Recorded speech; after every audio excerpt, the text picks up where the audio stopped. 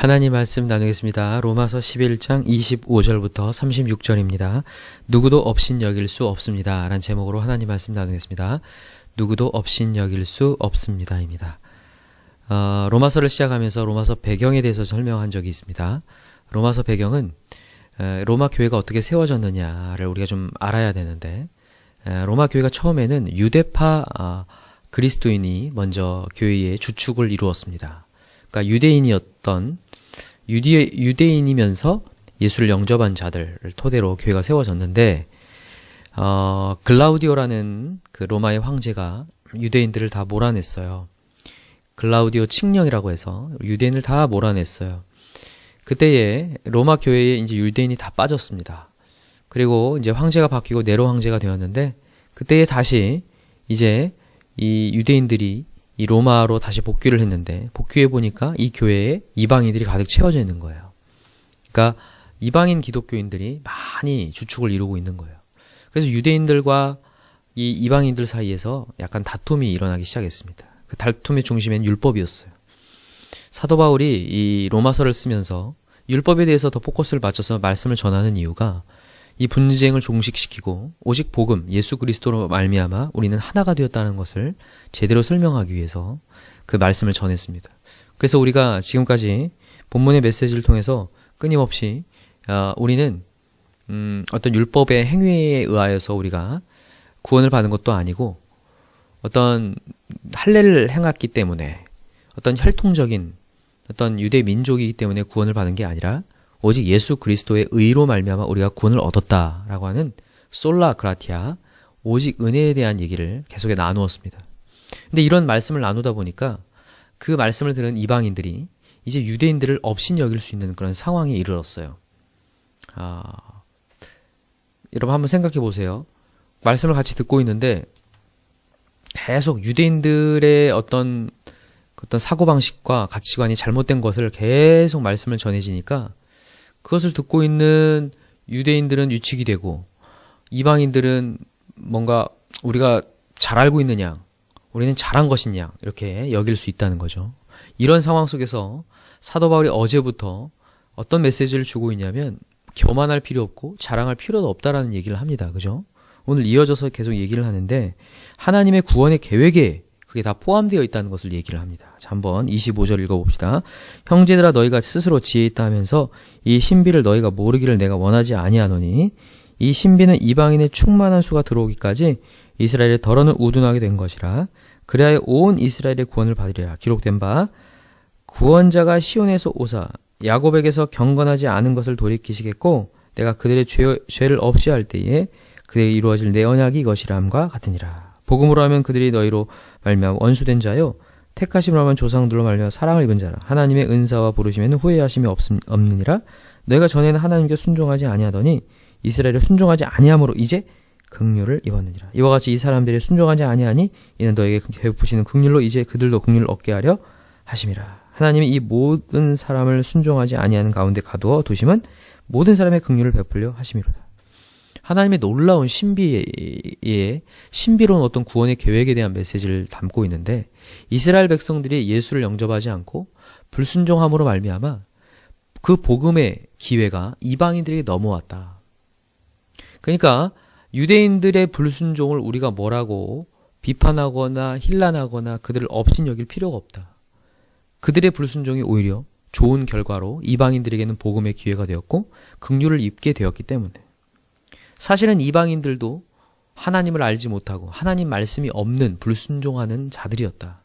그러나 이스라엘의 불순종을 통하여서 긍휼이 이방인들에게 넘어오게 된 것이고, 앞으로도 이제 그 불순종하고 있는 이스라엘 백성들도 하나님의 긍휼을 입게 될 것이다. 그래서 하나님의 구원의 신비가 놀랍다는 거예요. 그러면서 사도 바울이 33절부터 얘기하는 거예요. 깊도다 하나님의 지혜와 지식이 풍성하며 그의 판단은 헤아리지 못할 것이며 그의 길은 찾지 못할 것이로다. 누가 주의 마음을 알았느냐? 누가 그의 모사가 되었느냐? 누가 주께 먼저 드려서 갚으심을 받겠느냐? 이는 만물이 주에게서 나오고 주로 말미암고 주에게로 돌아감이라. 그에게 영광이 세세 있을지어다. 아멘.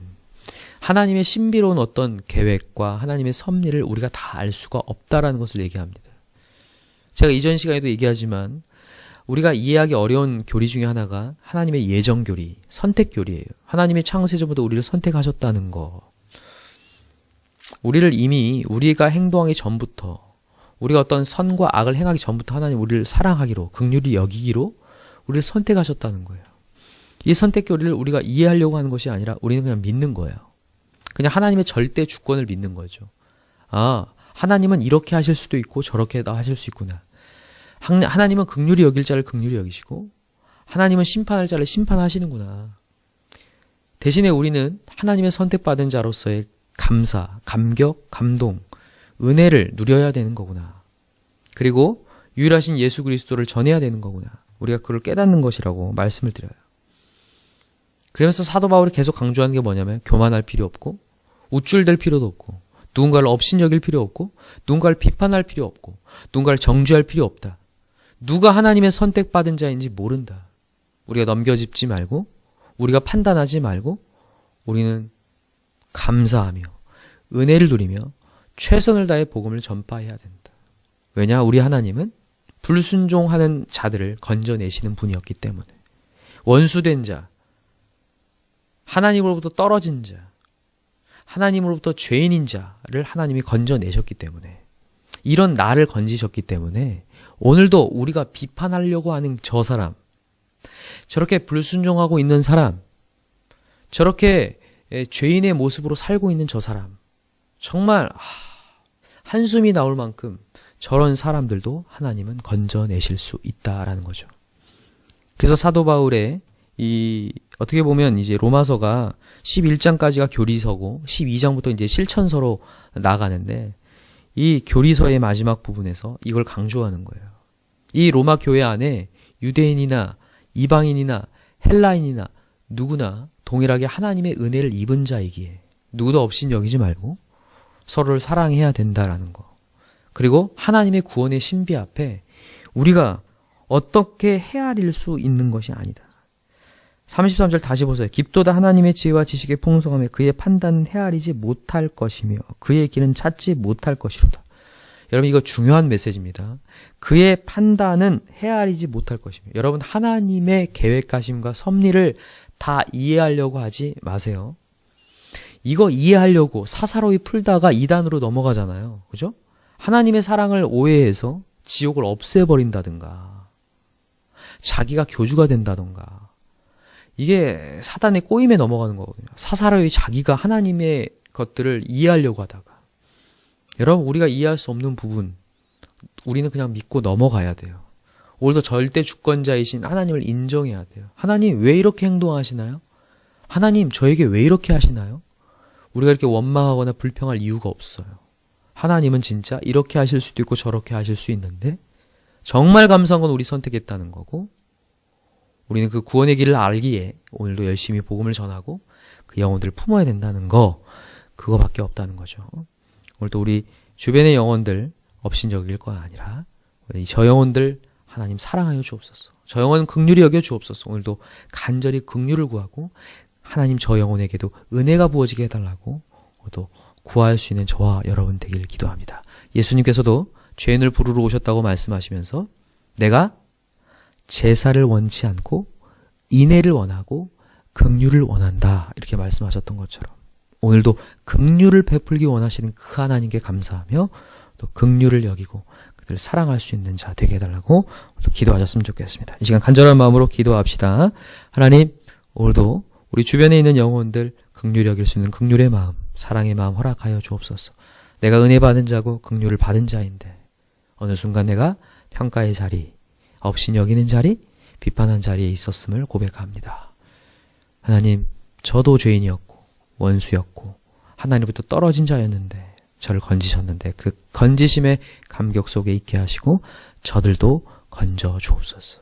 우리의 가족 친지들을 위해서, 우리 자녀를 위해서, 또 우리 주변에 있는 동료들을 위해서 이 시간 우리 간절한 마음으로 기도하시고 우리 목장마다 VIP 역사들 계속해서 일어나게 해달라고, 우리 목장에 더욱 이제 우리 이 2018년이 얼마 남지 않았는데 VIP 영원권의 역사가 정말 더 일어나게 해달라고, 박차를 가하게 해달라고 이 시간 우리 간절한 마음으로 기도합시다. 주여 3창 간절히 부르고 기도합시다.